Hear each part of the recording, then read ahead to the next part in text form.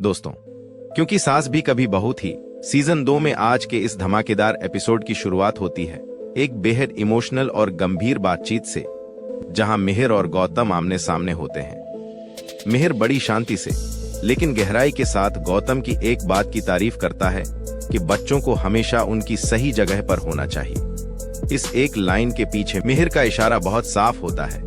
वह इस बात को पूरे परिवार पर लागू करते हुए कहता है कि वह चाहता है कि उसके सभी बच्चे अपने परिवार के साथ रहें। यह बात सीधे सीधे गौतम को समझ आ जाती है कि मिहिर उसी की बात कर रहा है, लेकिन गौतम इस स्थिति से बचने के लिए तुरंत बात को घुमा देता है और वहां से निकल जाता है।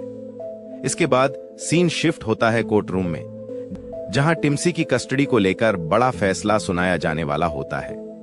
जज बहुत ही संवेदनशील तरीके से कहती हैं कि छोटे बच्चों की कस्टडी के मामले बेहद नाजुक होते हैं और ऐसे समय में मां की जिम्मेदारी सबसे ज्यादा होती है। लेकिन इस केस में मिताली अपनी जिम्मेदारी निभाने में असफल रही है, इसलिए कोर्ट यह फैसला सुनाता है कि टिम्सी की कस्टडी उसके पिता ऋतिक को दी जाती है।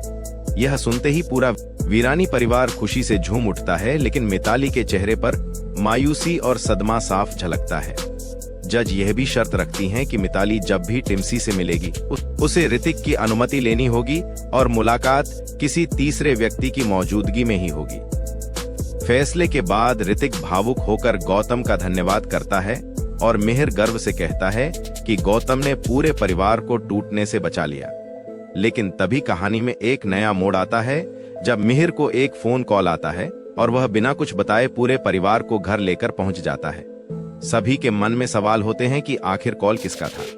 तभी दरवाजे से आवाज आती है दामिनी। सबकी नजरें उधर जाती हैं और सामने दामिनी और नकुल खड़े होते हैं। यह देखकर पूरा परिवार खुशी से भर जाता है और उन्हें गले लगा लेता है। मिहिर इस सरप्राइज को गौतम के लिए खास तोहफा बताता है। दामिनी भावुक होकर कहती है कि वे अब अपने परिवार के पास वापस आ गए हैं, क्योंकि अकेले रहना आसान जरूर होता है, लेकिन परिवार के साथ रहना सच्ची ताकत देता है। यह सुनकर गौतम का दिल भी पिघलने लगता है। मिहिर उससे विनती करता है कि वह अपनी जिद छोड़कर घर वापस आ जाए। आखिरकार प्यार और रिश्तों के आगे गौतम की जिद टूट जाती है और वह परिवार में लौटने के लिए मान जाता है। इसके बाद सीन आता है तुलसी की वापसी का, जहां पूरा शांति निकेतन खुशियों से भर जाता है। मिहिर आरती की थाल लेकर तुलसी का स्वागत करता है और प्यार से कहता है कि अगर उसका बस चले तो वह हर जगह तुलसी के नाम के मंदिर बनवा दे।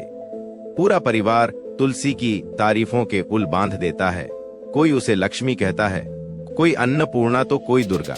लेकिन इतने प्यार और सम्मान के बीच तुलसी को थोड़ा शक भी होता है कि कहीं कुछ गलत तो नहीं हुआ।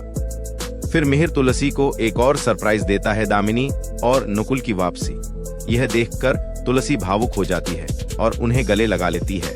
लेकिन इसी खुशी के बीच कहानी एक गंभीर मोड़ लेती है, जब तुलसी को स्टोर रूम में एक पुरानी पेंटिंग मिलती है जो उसे अतीत की दर्दनाक यादों में ले जाती है। गुस्से और दर्द में उसका हाथ कांच से कट जाता है।